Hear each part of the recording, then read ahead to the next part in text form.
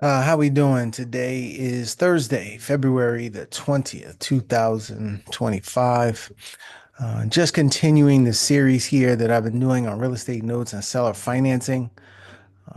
Tonight, we're going to focus on why a seller would seller finance a property. We're going to focus on that mainly, and then next week we'll do buyers. So we'll continue, this part of the presentation next week on buyers. But this week, um, just wanted to give some reasons why a seller, should consider or would consider selling with seller financing. So, we'll kind of go through that. Here's my contact information. You can reach me, on my cell or at any one of these places here, email or on social media. We're just trying to, bring this topic out to people about seller financing um, and the benefits of it. And this week we're just going to cover on, who should, really look into it as a benefit uh, for themselves. So the reason why somebody who is selling the property would want to consider seller financing, and just for those that maybe watching this for the first time, there is another video. You can go to that YouTube channel, Abundant Capital Group, and see the first video where we kind of talk about what is seller financing. The long and short of it is that it's when a seller has a property and then they essentially become the bank on the property. They provide the financing for the buyer. And then when you tell people that, the first question they say is, well, why would any seller, seller finance a property? So this week we're gonna, go through a couple of those, a couple of the reasons why. So there's pretty much like two ways to kind of look at it. The property has challenges, and we'll kind of go through that. And then the other side of it is you can look at it from an investment standpoint, or if you have an investment property. You can look at it, seller financing as an investment strategy with a property. So here, when it comes to property challenges, one of the reasons why a seller would want to seller finance is because it's difficult to finance. It may be, a specialty type property, something that has a lot of acreage on it, a lot of land attached to it. It's not your traditional single family home in a community or something like that. So, um, it just may have some challenges, with it that cause banks not to maybe approve someone for a loan for this particular property. So, what do you do in that instance? You can sell or finance the property for someone. Um, the value is under $100,000. You may have inherited someone's property, in another part of the country, and typical values may be 50,000, 60,000, 80,000.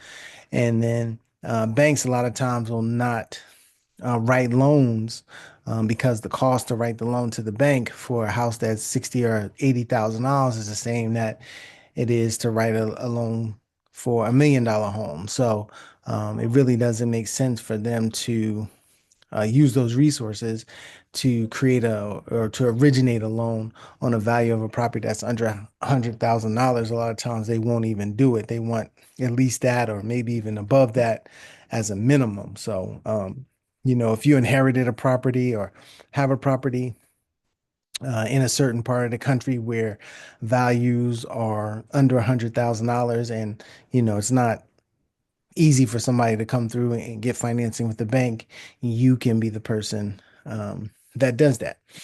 The property may need repairs. This could be anything from a total rehab type situation, depending on how you got this particular property. And it needs work. And then obviously a bank is not going to, approve financing for a buyer on that. Or you have an investor that comes to you that may want to buy that particular property and you want to max out, what you can sell the property for, but it needs a lot of repairs. Maybe their objective is to fix it up, to sell it, and you don't want to do that because maybe it is too much repairs for something that you want to take on as the owner of the property. You can offer seller financing because again, that particular person can't get the type of financing or they can't get the type of terms that they would like in order to do the deal and make it profitable for themselves, based on the amount of work and maybe what the, after repair value is on the property. So you have the ability to offer this particular investor or buyer, financing to then go ahead and do the repairs. Another one here is any property that's been on the market 90 days. This is primarily for realtors and maybe homes, obviously home sellers, but realtors, it would be good for you to understand seller financing so you don't have to reduce the price of a property that hasn't maybe sold in 90 days. We're coming out of a time right now where houses were selling probably in, 2 weeks, 3 weeks at the most. Now we're kind of getting into that, 40 to 50 day range. Things are slowing down. And with some of the things that are going on in the economy currently, that could increase. You could see properties, staying on the market a little bit longer. So if you get to that 90-day or more mark, and you have a seller that, wants to definitely get the price that they've listed the house for, they really are not interested in reducing the price. You have the ability, if you understand seller financing, to give them this option where they can create the financing on the property for the buyer, receive a down payment, receive some monthly payments, and then what they want to do with the balance of the note, the remaining payments is up to them. If they want to still collect it over time, they can. If they want to get cashed out, they could do that as well. And in this way, this is a way that they can get the money that they wanted for the property, maybe minus some of the expenses that they would have, had to pay a realtor. They could end up with the same amount of money without having to reduce that price and still pay a realtor and making less than what they wanted. So, this is a good option to understand it and to have it in your toolbox and bring it out at the appropriate time. Holding time. This is for like investors. Sometimes with investors, you get a property, maybe you can fix it up within 30 days and then you try to sell it. But then the person that wants to buy it, the lending institution or the bank has a problem because this is a flip. Sometimes, they want investors or somebody who's flipping the property to hold the property for a certain amount of time because, obviously they're buying it at one price and then they're going to sell it at the top of the market. And banks sometimes, want there to be some seasoning, whether it be 6 months, 12 months, whatever the case may be. Um, and in this case, if it didn't take you 6 months to rehab the property and then get it on the market to sell, it was something a little bit more quicker. You could offer seller financing to someone in that same fashion that we talked about, where you get that down payment, you structure that monthly payment, and then it's up to you to say if I want to cash out on this right away or if I want to hold it for an extended period of time and collect these payments and then sell the remaining balance of my note. It's really up to you at that particular point. But that's one way to kind of exit the property and get what it is that you're looking for. Uh, Another thing when it comes to property is a distressed sale. Some people who are, in foreclosures, again, this is for, a seller or possibly a realtor or even an investor. If you come across a situation where, you've reached out to some people and you find this particular lead as a distressed lead, you may be able to work on this deal or structure it in a way where you can do seller financing, where you can make more money on the deal. Because a lot of times when there's a distressed situation, there's a lot of money owed to a bank, and maybe you don't have the numbers to do a flip that you might want to do because of everything that needs to get paid off, or if you're not able to get the property, at a short sale price that makes sense. If you understand how to structure notes, you can do that on the distress type of situation. Somebody, that's in that particular situation, and the seller too. If you get in that particular situation, there's a way that you can use seller financing to help you maximize what you can get out of the property as well, without having to do a distress situation and not get anything or get a reduced amount out of the property, you can use seller financing as a way to maximize some type of profit on the particular property, just depending on your situation.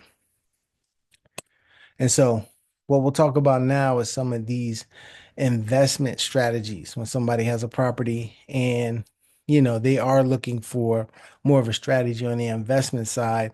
You can use seller financing to do it. So this is when you want to convert rental income into interest income.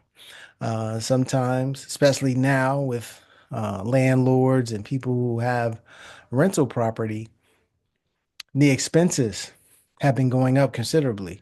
Some areas they may have doubled, they may have even tripled what it costs to, get a handyman or to paint a property or to fix up something when a tenant moves out. Those expenses have gone up. If you have to replace anything while you have the property, expenses have definitely gone up in property on properties. So, what you want to do, because you like the rental income, you can use this strategy as a to get the interest income, where you don't have those expenses anymore. And a lot of times, when you look at your rental income, after you collect, let's just say, you're getting $500 a month, just for round numbers, after your expenses.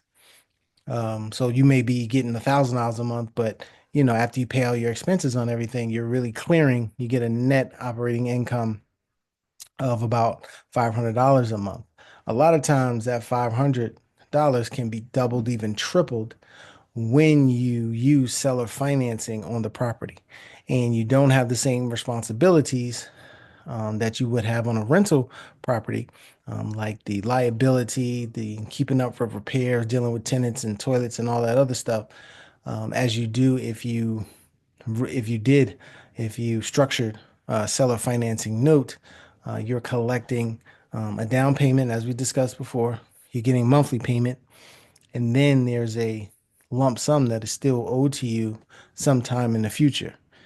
You have the ability to cash out at any time, or when that particular person that's in the property decides to sell, there's still an unpaid balance that would be owed to you. So sometimes people want to do that. Maybe they've tired of, they've been a landlord for 10 years or 15 years and have several rental properties and just don't want to deal, with that type of business. They're in a different part of their life. Now they can look at transferring some of that stuff over to the interest income and seller financing the property.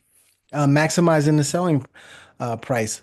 Again, kind of goes back to what we talked about. If you, after that 90 days, you're thinking about reducing the price on this, usually you can get about a 10% premium, anywhere from 5 to 10% premium when offering seller financing. It's like an amenity, you know, whatever amenity you want to think about on a house, that maybe another house doesn't have, it adds value to yours. This is one because now you've opened up the possibility by offering this for someone who couldn't get qualified to now be able to get into this property. So you can charge um, a premium because you're doing that. And that kind of leads into the next thing, the increase in prospective buyer pool. If you do any type of research, anywhere between 3 to 4 people out of 10, when they go to try to get qualified for a mortgage, they don't get qualified. And that doesn't necessarily mean that they can't be good homeowners. Especially when we're moving into the kind of the economy that we have now and how people make money. People don't always make money just at a W-2. They make money in other ways. They may have a business. They, may do some of these gig things on the side.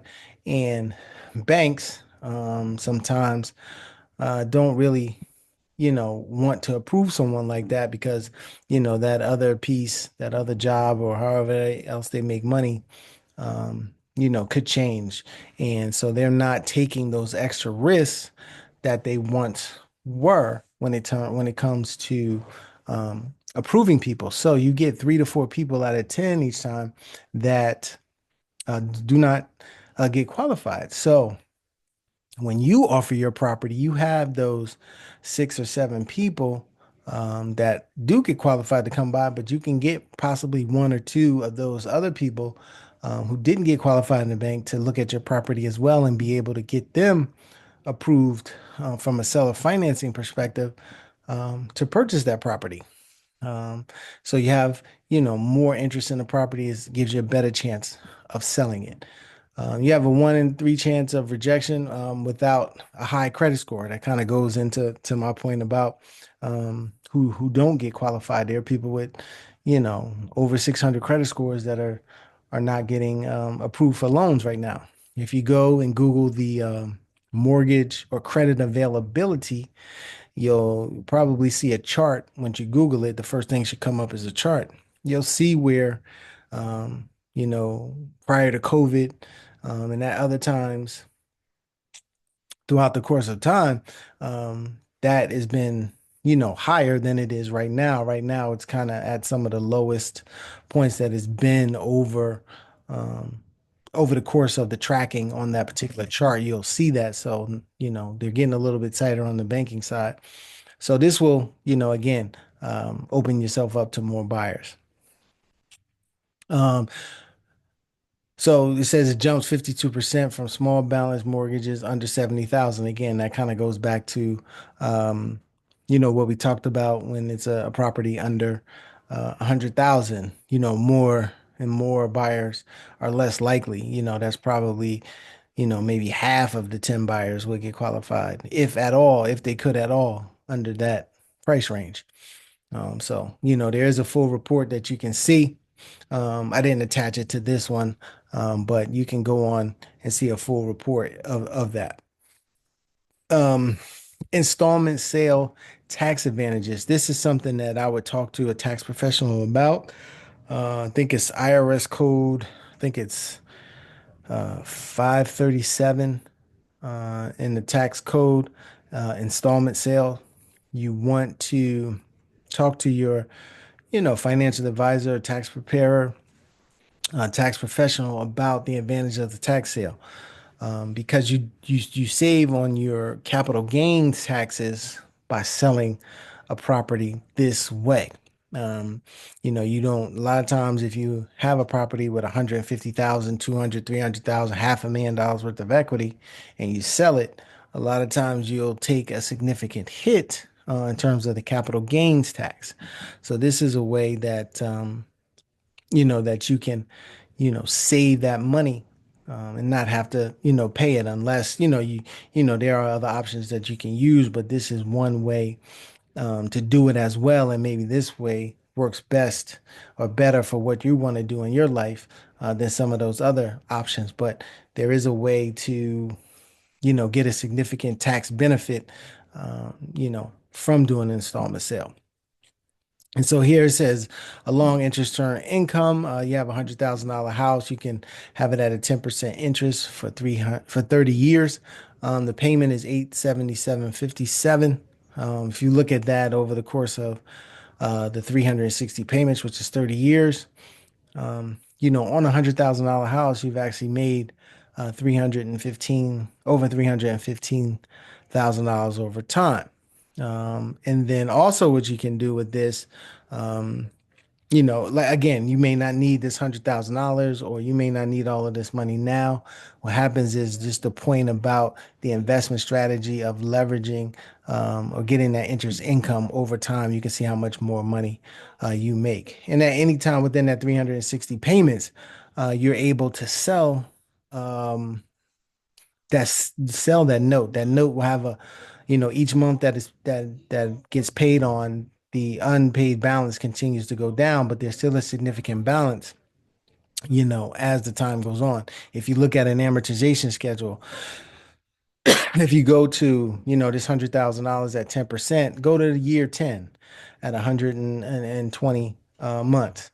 Um, I'll do it for you right now. Let me see. Give me 1 second. Um,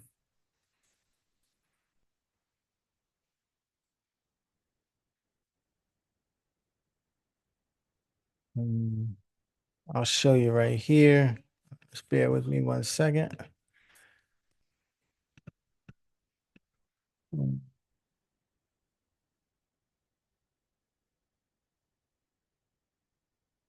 So go to the calculator, $100,000 at 10% interest, 360 months. You see the payment here, and here's the amortization schedule. So let's go to 120 payments. In 10 years,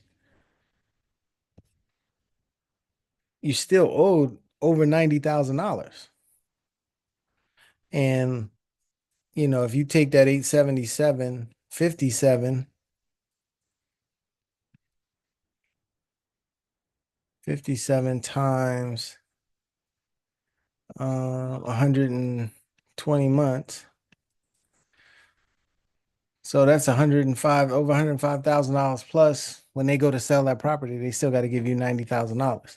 So that's how that interest income, works over time. So again, depending on your situation and what it is that you want to do, this may be a better option for you. And then two, the last point I'll make here is, let's say you have a property. Most people have properties with, with a loan on it. So people think that you can't use the strategy if I have a loan on my particular property. That's not necessarily true. You can. You can do what's called a wrap, meaning that you have, this mortgage here, and then you're gonna wrap around another more a seller finance note around that loan that's on that particular property. And so what you do is collect the difference between what you have to pay out and what this new buyer that you have in the property is going to pay you. So a lot of times people have, over the last 4 or 5 years, when COVID hit and everything, they've gotten a lot of these low interest rate mortgages. And so the opportunity there is to keep that low rate interest mortgage in place, and then, you can put somebody else in there, create the financing for them, and whatever the difference between those 2, 3, 4% mortgages, and hopefully what you can write yours at, 8, 9, 10%, there's a lot of difference in that payment that you can create as cash flow for yourself. So again, just wanted to take a few minutes here and kind of go through some of these, ways that you can use seller financing, as an option, whether you have a certain issue with a property, whatever that may be, or if you have, and if you want to take an investment strategy on a piece of property, whether it be your current residence where you live, and maybe you can turn it into an investment, or if you already have an investment property, and want to look at these options. What is it, with the rental model as opposed to my seller financing option as well? And like I said, a lot of times we can double, if not triple, the cash flow when you use this investment strategy. So, like I said, a lot of times people say, "Well, why would I ever want to do it?" Now you have some reasons why you want to consider it. Again, if you have any questions, let me just pull my you can reach me here at this, you can reach out to me at that cell number and go to the YouTube video. I'm going to post this on YouTube. If you didn't catch it live, you can catch the replay. You can reach out to me on Instagram, um, or you can email me. So, I definitely think that, we're in the time where this strategy is going to work for a lot of people. It's going to help them in their situation, whatever that may be. And we'd like to be the ones to help you out, help you structure it correctly. And depending on what you want to do long term, we can help you out, with those strategies as well. So reach out if you have any questions, and let's see if we can help you. All right, we'll be back next week. Next week we'll talk about buyers. So if you know somebody that's a buyer, maybe pass the word. Look for the the notification to go out. You can follow me on Facebook at Abundant Capital Group as well. And we post it, on our IG as well as Facebook. If somebody's a buyer who didn't get qualified for whatever reason, let them, come on and or reach out to me, and we can see about helping them get qualified. If you're a realtor and your buyer, got denied, we can help you with those particular buyers. Um, if the seller is willing to, seller finance this for a certain amount of period, we can structure it or help you structure it the right way, so that the seller gets what they need out of it, and the buyer is in a good position to be able to make the payment that they can afford. So hopefully you'll join me there. Join me next week, Thursday, 8 p.m. Eastern Standard Time, and we'll just break this down piece by piece and kind of just go through it. And this is the second installment. All right. Talk to everybody soon. You have a great day.